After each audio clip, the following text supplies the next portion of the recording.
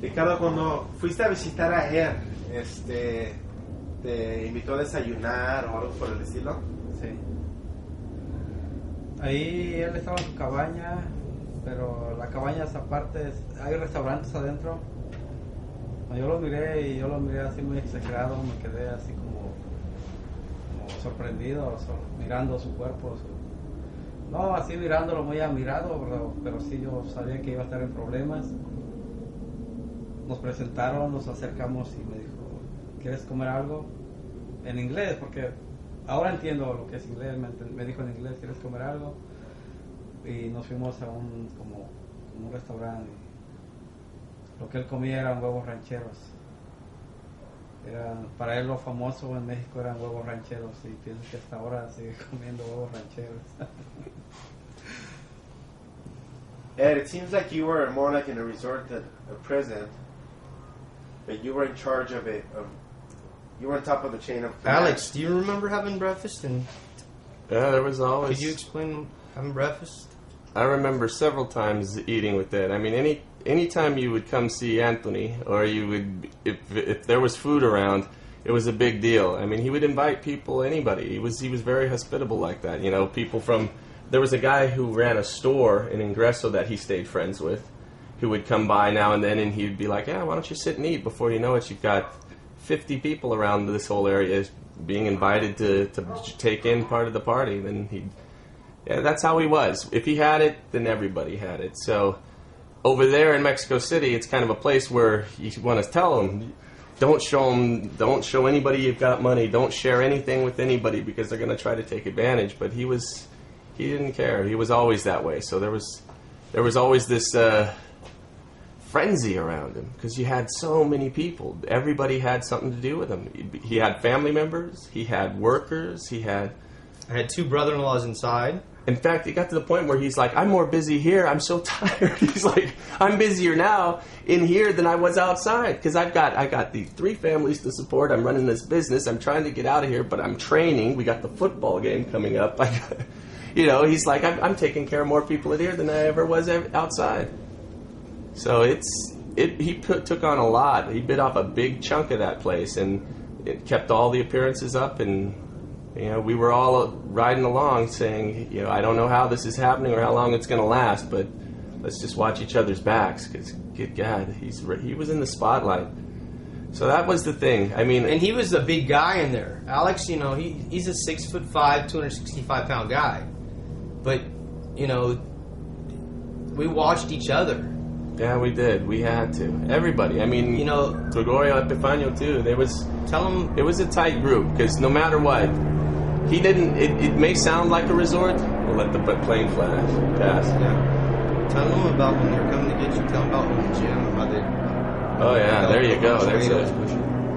I mean, it may sound like a resort, but that's kind of what made it almost worse. Is that when it would seem at its most calm and peaceful, then somebody would get stabbed to death right in front of you. Or something would break the spell, and you're like, oh my God, yeah, we are definitely in a place we got to watch our ass, Or the riot broke out, and people are being murdered in the halls, and fires going. I mean, at any moment, it could just change just like that.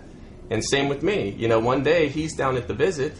I'm upstairs. A friend of mine he helped me and a friend of mine, a Puerto Rican friend, start a restaurant. Well, my Puerto Rican friend got into a scuffle with a guy. Next thing you know, he gets ran out the dorm, and because I was involved in it, I've got a crowd of 20 guys outside my room ready to come on in there and murder me right there, straight up. And I knew it, they knew it, no one wanted to be the first. And then luckily for me, Eddie came home just to change clothes or something, and he's like, what the hell's going on? These guys are out in the hallway with knives. They're all waiting outside the cell with, their long knives. And I walk in to my room, and Alex is in there, and I'm like, what's going on, dude? Well, they're about to come in and kill me. And who's going to come in and kill you? Nobody's going to kill you. Well, the 20 guys outside. Pick up. And, it's one of those things, just over in an instant.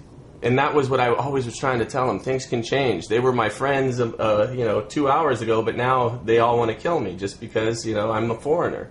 So, and that's the one thing I always worried about him. He fit in really well, But no matter what, at the end of the day, we were all strangers in a strange land. So I never wanted to see that stuff happen to him. And he saved my ass there. You know, that day I would have died there, straight up. I would have died there. They were ready to do it, but because of his status at the time, you know, they walked away because he told them, "No, this is my bro. You're not going to mess with him," and that's the last I'll hear of that. So they all took off. But that was it. I was right there. If he hadn't came home, I wouldn't be here today. And he was in there waiting for it, and they were outside waiting for him to come out to do it. They were just waiting for him to walk out the door, and 20 guys would have been stabbing him to death. And I told them, just go away, get out of here, go home. And they went home. But there were a lot of instances like that, where there was a lot of... I remember one day on visit, we were in our cabanas, and they had an auditorium, outdoor auditorium, and... Tell that story, Alex, because... Where the one guy got stabbed right on the dance floor, remember that? Yeah. They always had a lot of cumbia playing, and people are dancing and all that. And this one day, 2 guys got into it, and the guy stabbed him right through the spleen. I mean, really bad. There was no way he was recovering from that, and he died right there in front of Ed's cabana. And, I mean, how did they do it? They literally just pick up the body, shuffled it off real quick, threw some sand on the blood, and like they say, the band played on. I mean, music kept going. Didn't miss a beat. And stuff like that happened all the time. So, yeah, I guess it could seem like a resort on the high end, on the things available to people who had the money. But everywhere you look, there was a resort located right in the middle of Mogadishu, Somalia, because there was madness, death, and mayhem all around you, always. Violence, always. Constantly. I mean, always. After the first week of those first 3 or 4 fights, I really didn't have any problems. But I saw at least 2 or 3 fights a day. Actually, I got in there right around September, and I'm going to let Alex tell that story or Goyo. But Independence Day, the riot, and Independence Day came, and I'm hearing screaming and. Tell what happened there, Alex. I guess on Independence Day, the night of the 15th, everyone partied so hard. The guards were partying with the prisoners at that night, remember that? The guards would come into my cells. My cell with Servando, we'd be playing cards, and they would ask Servando for some Coke. The guards would ask Servando, and he'd have a big pile of it on the table, and he would yell at him. He'd tell him, how could you corrupt people? Yeah. And we would talk so much shit to them, and there's nothing they could do, The embassy was involved in my case. They were scared to death of me. They just, kept their distance. But that night, the night of the 15th, everyone, even guards included, really rose the roof so hard that the next morning, they were hungover and didn't want to open the visit in time. And the families outside started getting into it, and then they got... the guards, I guess, it came through the grapevine that the custodials outside had given the families a hard time. Then the guys inside started rioting. 10 minutes later, you have a full-scale riot on your hands. I mean, mattresses burning. Everything burning. Looting. Stabbings. Bloods everywhere. I mean, just... In the dorms, people were barricading them. You had dorms going against other dorms, trying to... charge the gates like in the Middle Ages, And there's 400 or 500 guys in each dorm. That's how it was. It was dorm versus dorm. And I remember they blocked up our dorm. And they were barricading all those guys. And I wanted to find out what was going on. Oh, that's right. He went out into the goddamn right. Yeah, while they were barricading the door, they were bringing trash cans and trying to reinforce it because all the custodials had left. As soon as it had started, they bailed. And... the word was out that people were looting. They were raiding the stores. They were raiding all the gym and stealing. And even raiding the place where they cooked the rancho and taking food and supplies from there. So as all the staff or all the monstros and inmates of Dorm 4 were trying to lock down, he breaks through it and goes out into the population. And he's raising hell out there, seeing what a real riot's like. I didn't think he'd come back alive, man, and he came back with Clinton, the guy we used to call Clinton, because he looked like, they called him that because he had gray hair. He looked like Bill Clinton. He dragged his ass in there because they were going to try to kill him. They were beating him over the head with this. Yeah, he was a bloody mess. But he saved his ass and dragged them back into the dorm. And he's like, you wouldn't believe what's going on out there. They're sticking people. They're burning. There's fires going. Goya, ¿tú recuerdas La motín. the El día de la riot? independencia, septiembre 15, ¿te acuerdas de algo?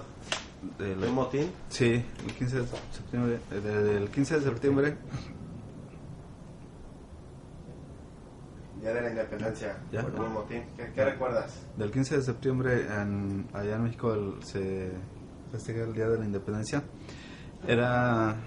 Estábamos ahí en el reclusorio cuando allá, o sea, son cuestiones que la población, si no es un día festivo que debe de permitirse la entrada a la visita para ver a sus familiares internos, y esa ocasión se amotina a la población por esas cuestiones de que no dejaron pasar a la visita. Toda la población empezó a alocarse, o sea, a destruir las cosas, a destruir las tiendas, pelearse entre dormitorios. Y en cuanto la gente o sea, logra su objetivo, la policía llega, empieza a tirar gases, la policía golpea a la gente que anda afuera, o sea, que anda sobre los pasillos. La población solo se tenía que mantener en sus dormitorios, no podía salir porque lo golpeaban y se lo llevaban al castigo. ¿Qué era el castigo? El castigo era una zona aislada de la población, donde solo podías platicar con los demás castigados, pero gritando, no podías mirarlos, solo te mantenías tú ahí encerrado. Ahí te llevaban el rancho, lo que se le llama ya la comida. But I was able to, have a pretty normal life, because of the influence. And they were big on American football. And, They love the Cowboys. I remember the third day I was there, I had to go to the gym because I hadn't been to the gym. And actually, Alex accompanied me. Do you remember that? That's right. He's like, there's a gym here? I'm like, yeah, there's a full-on gym, And what was the guy's name who ran the gym? Was it Chucho? Chucho ran the gym. Chucho, yeah. And he was, pretty big, roided-out guy, but, then he comes in there, and he was at his peak of bodybuilding and stuff then, and boy, those two put their heads together, because he saw him training, and he saw, Eddie throwing up, I guess, so at least he was warming up with like 300 on the bench, and he's like, wow, he's throwing up a lot of weight. He goes, do you do, anabolics, or is he all roided out? And I'm like, no, that's just, he's a Marine, and he trains, he's a bodybuilder. He goes, and then he heard that, he's all, anabolics. He's like, man, if you see those, he goes, you think I'm big now and crazy, you should see what happens if you get the good stuff.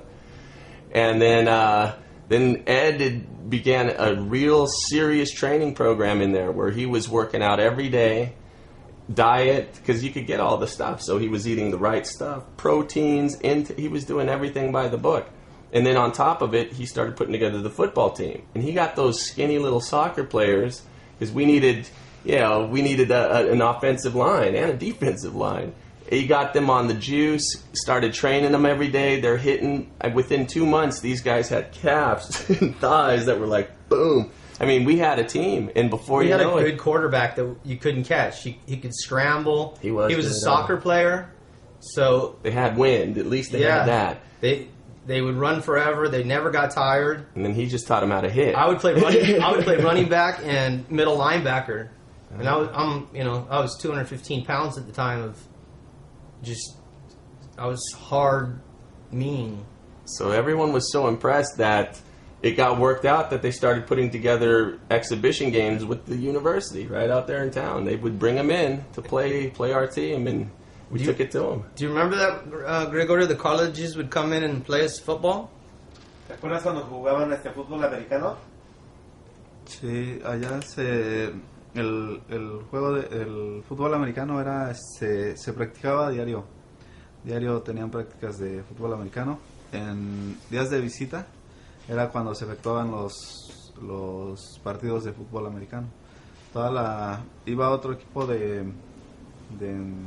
o sea, externo de la calle a jugar con internos de ahí. Y pues toda la visita podría estar ahí, los familiares de los que estaban jugando. Había apuestas, todo se vivía ahí como si fuera algo afuera. We had all new equipment. Paint the picture for him, Alex. How many? I mean, it was intense. You got to understand how many inmates are here, because you've got at least 10,000 people watching in the visit. The families, because, and all them. You know, the stands were packed. It was like going to a college football game, you know, during the playoffs, and it was packed full of people. Then the families of these of all the prisoners, and then the people from the university coming in. The director was there. I think they brought the press down because it was a real big, you know, friendship thing going on. And I remember I didn't want to play, man. And I remember in the morning when he came to me and he talked about it, because I'm like, what are we going to play this game for? I was tired. I didn't know what's going to happen to me. I'm like, why are we going to... But, you know, Eddie never lost that competitive spirit and that esprit de corps, that thing that you have in the Marines about, you know, you do it for the sake of, because we can, because we got to prove that we're the best, and we got to go out there and show up. And that's what it was about. And he's like, you got to come, man. We got to do this. It's, you know, we've trained for this. We got to go out there and we got to play, and we got to play good, and we got to win. And I remember thinking, what the hell? And I followed him out there, and we played our guts out that day, and we did. We beat them. We beat the shit out of them. But it was, you know, in the trenches, and it was a hardcore game of football, the hardest I'd ever played in years. But I remember he got us going, man. He got us thinking about stuff when we could have sat around thinking about our time, our sentence, what's going to happen to us. But, you know, on that day, right there in the middle of Mexico City, we took a stand, and we stood up and gritted it out and got bloody and did the whole thing. And that's kind of what Ed's all about, is taking a stand, you know. All kinds of stuff. Everybody would be booing me. I mean, you know, every time I carried the ball, they couldn't tackle me. I would average 10 or 12 yards a carry. It would take 3 or 4 of them to take me down, and everybody would boo, because I was an American, and just constant boos. And do you remember the end of the game? What happened? Well, the crowd's all booing, and then he's all turns to face the whole crowd, and he's all... I was on defense, actually. I was playing outside linebacker. And then, let's see, they almost had that. You got the interception, huh? They almost scored a touchdown. Then you intercepted and ran it back for a score, for a touchdown. And everybody's screaming at me, boo! Oh, yeah. Boo! It was getting pretty intense in there. Gabacho, chingo tu madre, gabacho, and all kinds of bad stuff. Boo! And he's running down the sidelines with his flipping off the crowd, telling them chingo tu madre, whoop, and all that stuff. And yeah, it was hairy. It was kind of scary. But, you know, hey, that was just another day there where, again, it was all about, hey, let's make our stand. Screw what's going on. Who cares what's happening in the courts? You know, let's show them what we're all about. Let's show up and let's do it. And that's something that I'll never forget, man, because, God, I did not want to be there. I could give a damn. But before I knew it, we played a hell of a game that day, and they'll never forget that, you know? Yeah. And that maybe because of that, that's why in the end it was him who ended up running things there, because that definitely got Servando's attention. He was like, man, look at this guy. You know, they're really out there playing. You know, they're really doing. But they were stuff. Booing me. I mean, you know, the monsters, no matter what I did for anybody in the prison, you were still. It was always an American, and they were Mexican. So it was me versus them, and especially the way I would talk. That, you know, America's better and greater, and I talked a lot of shit. Running down the sidelines. And I talked a lot of shit because I was in a Mexican prison, and the ironic thing is I'm always around Mexican people. My wife's Mexican, my children, my brother, everybody's Mexican, you know. But I just felt, you know, it was my duty. So I was always being booed when I would do something good. Because he'd always stand up for the states. He'd be the representative. He's like, there is only one. I may be the only one with the U.S. jersey on, but I'll be the one standing today. When I scored that last touchdown, I remember I took off my helmet and they were booing me, and I just flipped everybody off, the whole stadium. And this guy just walked up to me and told me, Ed, you are going to get us killed. Do you remember that? There's going to be a riot right here, man. Right now, you told me. The stands are going to rush the field and they're going to kill us. And he was always the voice of reason, Alex. He would always, Ed, you know, do you remember those instances where you would I know, man. It's all the time. Even these guys, because it was hard to get him to see anything other than what's going on right in front of him, because he was so into it, up to his eyeballs. It's like, but look what's going on over there. You can't say that stuff around here. You can't tell him this stuff. We're gonna get. But he was right in the end. Nothing ever happened to him. I don't know. I always was like, we're gonna get killed, but we never got killed. And I actually did not want to get out the last week. They told me you were leaving tomorrow, and I said, no, I'm not. I have a game Saturday. And the head of custodials told me that, and I told him, no, I'm not leaving. And the director came and said, yeah, you are leaving. And then Ricardo's sister and Goyo's sister came, and they put me on a bus and transferred me out of there to immigration. And I remember she followed in a taxi. She followed the bus I was in, and I could see her out the window. But you remember that feeling leaving that place, man? Yeah. I remember the tortas de milanesa, the best in the world. Just... And everybody genuinely wishing you well. It was weird, the director and all them, when they see you go. Because, everybody made friends there. At least when I left. I left before Eddie did. And I don't know. It was the wildest period in my life. That year there was like... it's something out of a movie. I'd never thought of anything like that existed before then, and I've never seen anything as crazy since. And I had a great time. There was a period of time when Maria and I weren't getting along, and you could have intima on Wednesdays, every Wednesday. I had a great time. So, I didn't want to leave in the end. It was. I wanted to play the last game, and I couldn't. Then when I was running the prison, it was, at least the drug part of the prison, everything had to go through me. So it was a lot of... That's wild. That's something that, a lot of people I've talked to since Ed brought me out here from the islands. I came here just to, when he found me, and to talk about all this stuff. And a lot of people didn't, they found it hard to believe, or they didn't believe this, or they'd heard about it over the years but never really believed it. And, I understand that completely, because I could barely believe it myself. And when we all talked, after all these years, seeing these guys after 12 years, it's like... And a lot of stories are hard to believe. I would tell these guys stories, and I know, when I would tell Ricardo something, he would think I was full of shit. When I took... Tell them about the States, huh? Yeah, when I tell them the stuff I've done in the United States, or in Colombia, my uncle has an airport, and tell him stuff like that. Till now, he meets my uncle from Colombia, and he's able to talk to him, and it is too hard to believe. But one thing I can say about the whole thing, and it goes to the name, the Patriot Hustler, is that Eddie is definitely a patriot, and he will hustle, man. No matter what. One thing that you learn in the Corps is that you don't leave your fellow Marines behind. And look at them. These guys were there with him, and he never left them behind. They're here to this day. And here they are, safe, sweet and sound here in this country. And same here. Years have passed and miles and stuff, but we all came back together recently, and it's like, God dang, Eddie was always a man of his word. And he stuck to it, and here we are, all alive because of him. One way or another, he saved all our asses down there at least once or twice. And it's something that I'll always remember the rest of my life. Ricardo's been here with me now for 10 years, working with me. So it's been interesting.